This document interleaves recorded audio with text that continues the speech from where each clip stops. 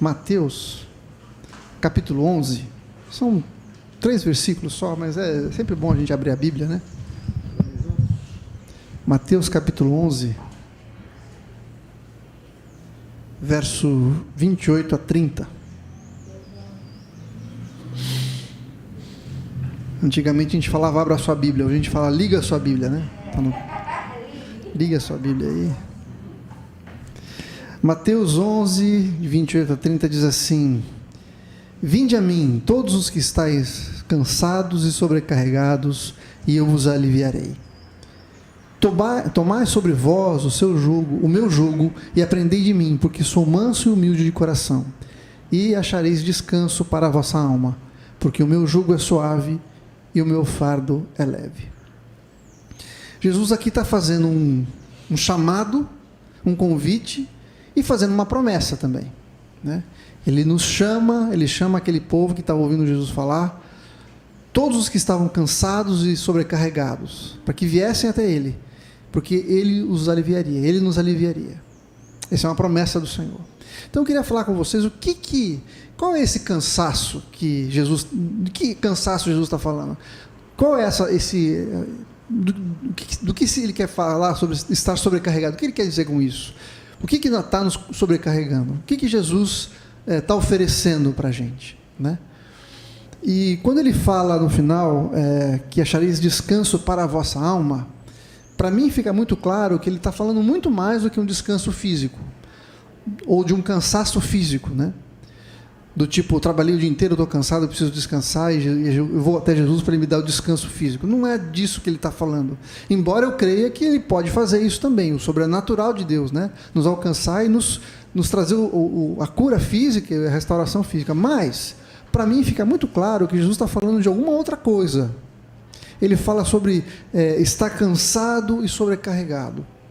E ele fala de dar descanso para as nossas almas.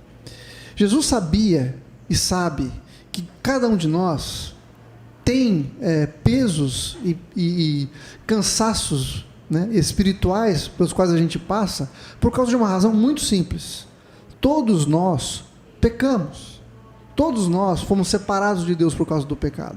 E desde pequenininhos, desde pequenos, desde bebês, a gente entende de alguma maneira ou de outra que a gente precisa fazer alguma coisa para voltar para Deus. E todo homem tenta, de alguma forma, se aproximar de Deus.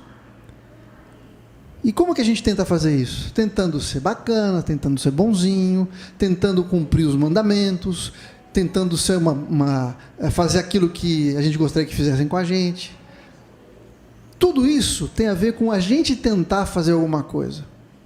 Eu tentar fazer alguma coisa para me dar bem com Deus, para ficar bem com Deus, né? E Jesus sabe que cada um de nós, nessa tentativa de estar bem com Deus, acaba se cansando. A gente sempre está numa situação de: será que eu fiz o suficiente? Será que eu estou bem com Deus hoje? Será que eu obedeci o que tinha que obedecer? Ou então a gente acorda assim: hoje eu pisei na bola, eu acho que Deus já não me ama tanto quanto amava, né? Será que o que eu estou fazendo é suficiente? Então, essa dúvida que fica no nosso coração, essa tentativa de agradar a Deus, é alguma coisa que nos traz peso e nos traz cansaço. Quando ele fala também sobre estar sobrecarregado, ele usa a palavra jugo. Jugo, você sabe o que é jugo? Jugo é aquela ferramenta, aquela peça que vai em cima dos animais, para juntar 2 animais. Aquele negócio, um treco pesado, né? E não só é pesado, mas ele une 2 animais para eles trabalharem juntos. Mas no contexto de Jesus, para quem ele estava falando, jugo também pode significar o conjunto de regras, de leis ou de mandamentos que alguém precisa cumprir para se aproximar de Deus. Por isso que Jesus está falando sobre estar sobrecarregado e falando do seu jugo também, né? Existe um peso espiritual que fica sobre a gente pelo fato da gente querer se aproximar de Deus e saber que a gente é incapaz disso e ficar sempre nessa dúvida: será que eu fiz o suficiente? Será que hoje eu estou bem? Será que Deus vai me aceitar? Será que eu já fiz o suficiente para que Deus me aceite? Ou, puxa vida, será que essa pisada de bola vai comprometer o meu relacionamento com Deus? Eu não posso me aproximar mais de Deus porque eu pequei, né? Esse sentimento traz peso para nós. Mas também, esse conjunto de regras que a gente imagina que a gente tem que cumprir, também é chamado de jugo. E é importante notar que Jesus fala assim: tomai sobre mim, sobre vós o meu jugo. E isso significa que é alguma coisa voluntária. Jesus está falando assim, escolha qual é o jugo, qual é o conjunto de mandamentos que você vai colocar sobre você, para que você possa então me seguir e ter paz com relação a isso. Cada um de nós, por causa da nossa criação, da nossa cultura, da nossa história, acaba de uma forma ou de outra colocando sobre a gente algum tipo de jugo, algum tipo de conjunto de regras, algum tipo de comportamento que a gente acha que é o necessário para eu me dar bem com Deus, para eu estar bem com Deus. Mas o que Jesus está falando é o seguinte: tomai o meu jugo. E aí, jugo também tem uma conotação bem interessante, bem importante, que a gente não pode deixar passar. O jugo era usado para juntar dois animais, e normalmente as pessoas colocavam o jugo sobre um animal mais velho e sobre um animal mais novo. De forma que o animal mais velho, que já estava acostumado com o caminho onde tinha que caminhar, acabasse ensinando o animal mais novo. Então, colocar o jugo sobre alguém significa também ensinar aquela pessoa a maneira como ela deve andar. Mas também tem uma outra coisa: o jugo também significa uma certa autoridade. Porque no momento que você coloca o jugo sobre você, você passa a não decidir mais para onde você vai. Percebe o que Jesus está falando? Quando a gente tem um jugo, quando um animal tem um jugo sobre ele, um deles vai decidir para onde vai, o outro não tem opção.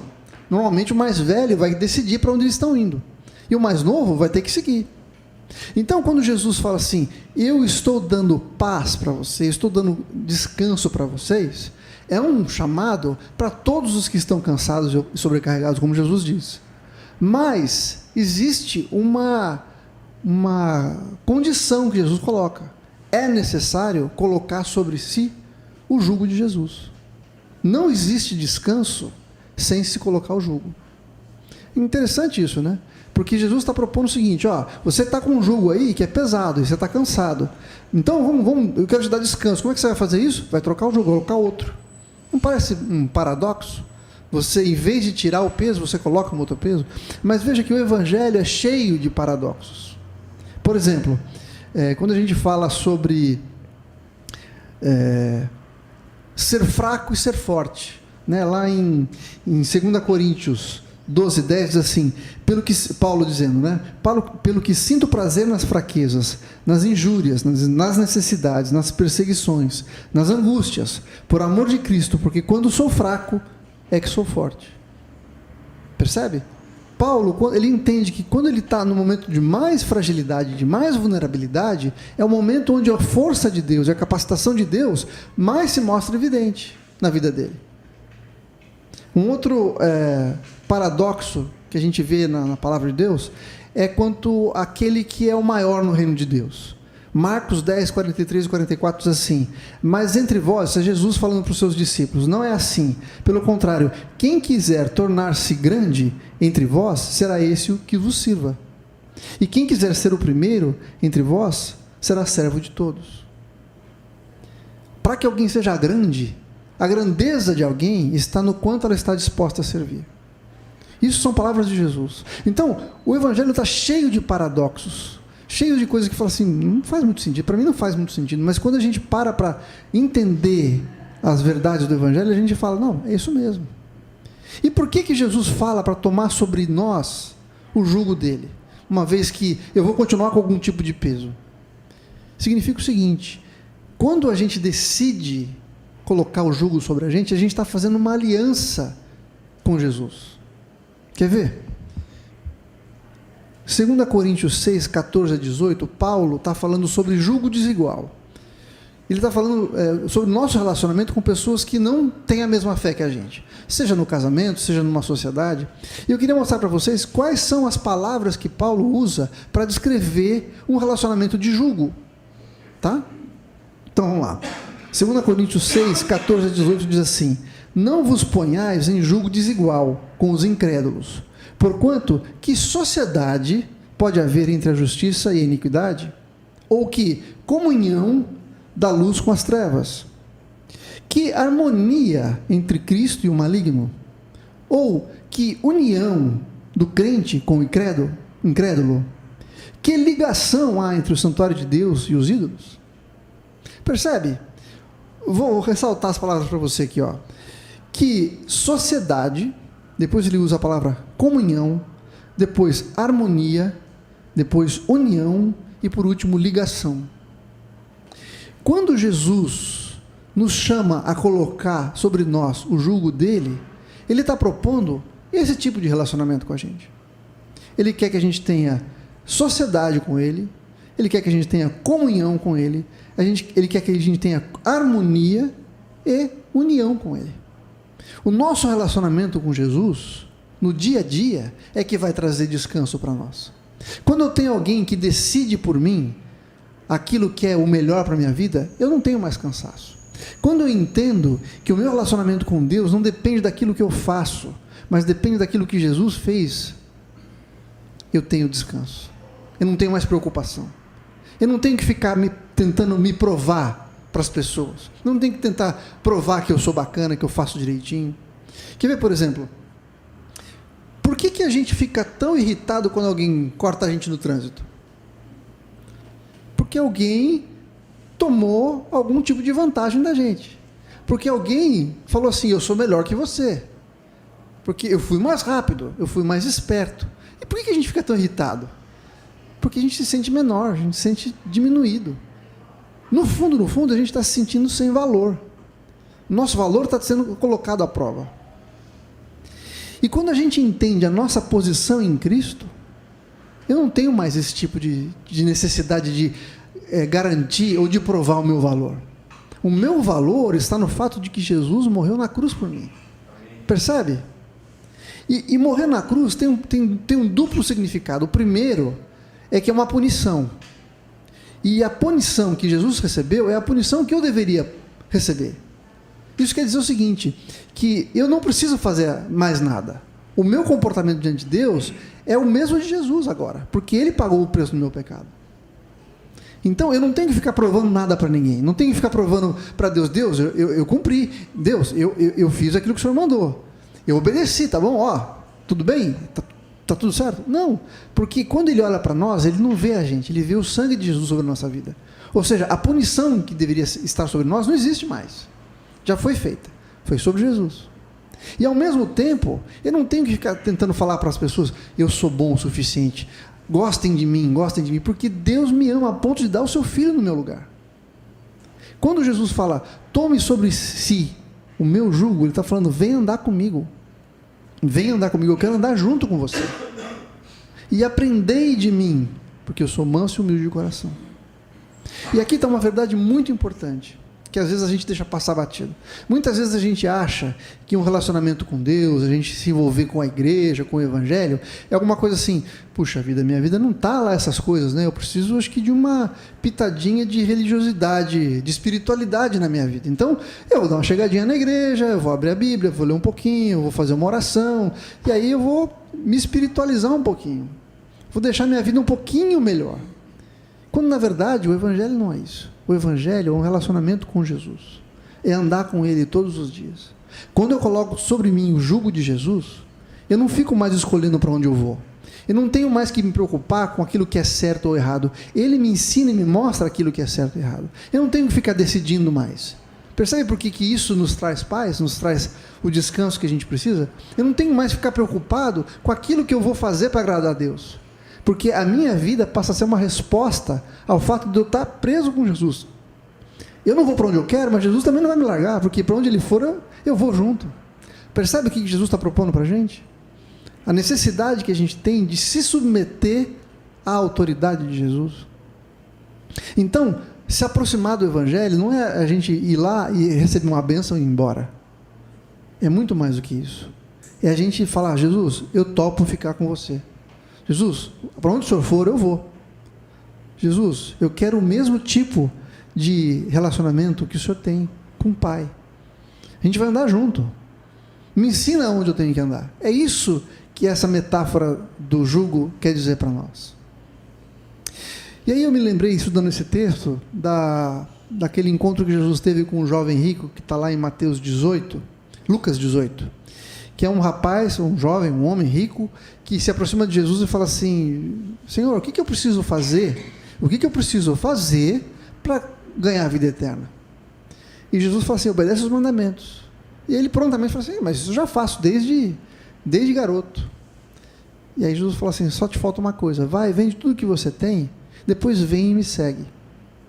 Para quem não prestou atenção, quando Jesus cita os mandamentos para ele, ele fala só dos mandamentos de reciprocidade, que a gente tem que obedecer com relação ao próximo. Não matarás, não roubarás, não dirás falso testemunho. Ou seja, os mandamentos que têm a ver com o meu relacionamento com o Fábio, meu relacionamento com você. Eu não vou matar você, eu não vou trair você, eu não vou mentir para você, eu não vou roubar você. Mas Jesus omite os mandamentos que têm a ver com o nosso relacionamento com Deus, que é amarás a Deus sobre todas as coisas, não farás a outros deuses diante de ti. Por que Jesus faz isso? Porque ele sabia que o problema daquele jovem era a sua idolatria com o dinheiro. Ele sabia que aquele jovem não conseguia abrir mão do dinheiro. Na verdade, o dinheiro era o seu Deus. Por isso que Jesus fala assim: vai e vende tudo que você tem, depois vem e me segue. E aí eu queria fazer uma pergunta retórica para você. Se Jesus estivesse falando com você hoje, da mesma maneira, o que Jesus mandaria você vender? O que está atrapalhando o seu relacionamento com Deus? O que a gente precisa abrir mão hoje para poder enxergar Deus como aquele mais importante na nossa vida? Aquele jovem cumpriu os mandamentos, mas ele sabia que faltava alguma coisa. Faltava ele ter um encontro pessoal com Deus, colocar Deus em primeiro lugar. E para isso Jesus foi no foco do problema. Não é que dinheiro era um problema para aquele jovem, porque ele não conseguia abrir mão daquilo.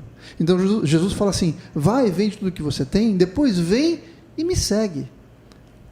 Veja, não basta eu dar tudo para os pobres. Jesus quer ter um relacionamento com a gente. Muitas pessoas se baseiam naquilo que fazem, ou seja, eu dou as coisas para os pobres, eu sou uma pessoa generosa, eu cuido dos pobres, eu faço boas ações, mas isso não é o suficiente. O que o Senhor pede de nós é um relacionamento com Ele. Ele falou: depois vem e me segue, anda comigo. É como se Ele estivesse falando a mesma coisa: vem, coloca o jugo sobre você e vamos caminhar junto. O Senhor quer caminhar junto com a gente. Essa é a mensagem que Ele tem para nós hoje. Não adianta a gente querer só receber o descanso do Senhor se a gente não andar com Ele. É andando com Ele que a gente recebe esse descanso. É aprendendo dEle. Ele fala: aprendei de mim, que sou manso e humilde de coração. Jesus quer nos ensinar como devemos andar. Percebe?